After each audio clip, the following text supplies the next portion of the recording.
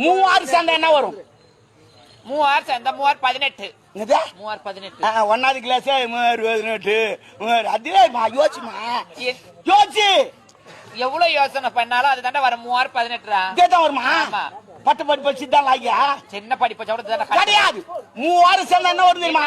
இன்னொருத்தன் சொல்லுவான் மூவாறு சேர்ந்தா வெள்ள வரும்டா. இன்னொருத்தன் சொல்லுவான் கட்டி வெள்ளமா தூள் வெள்ளமானு. அதெல்லாம் கிடையாது. மூவாறு சேர்ந்தா 666 வரும். எப்படி? ஆமா 666 ஏன்டா சைடுல இருந்து வர ஸ்ட்ரைட்டா இருந்து வா. ஆமா அதுலயே ஏமா தொய்ங்க நடக்குறீங்க. அப்படி வாங்கம்மா. கிராஸ் இல்ல கிராஸ் அந்த கூட வரணும். யோசனை பண்ணணும். அவன் என்ன கேப்பான்னு யோசனை பண்ணணும். என்ன பண்ற நீ? சரி பரவாயில்ல. அதாவது விடு. கோமாக்கிற காய் எது? கோவமா வைக்கிற காய் கோவக்காய். என்னதா? கோவக்காய். அதான் கோவமா இருக்கும். கோவக்காய். முருங்கடா. முருங்கக்காய் முறுக்குன்னு இருக்கும். அது பின்ன கோவம் கிடையாது. கோமாக்கிற காய் தெரியலடா. தக்காளி.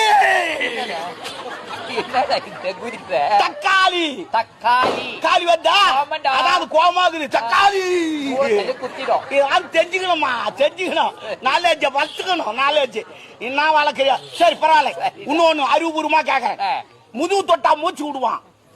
காலை தொட்டா பாட்டு பாடுவான். முதுகு தொட்டா மூச்சு விடுவான். பல்ல தொட்டா பாட்டு போடுவான். அவன் யாரு?